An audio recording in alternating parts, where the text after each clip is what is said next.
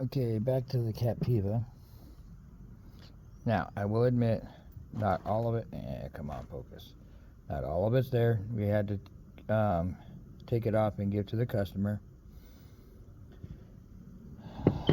This is kind of, well, again, this one. Come on.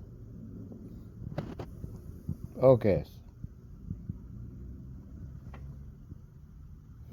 Not as bad, but again, we scraped off a whole lot of it so we could give to the customer to show them. So that is in part why the Chevy Captiva is having issues. Anyone know why this particular stuff here would cause issues? Let me know.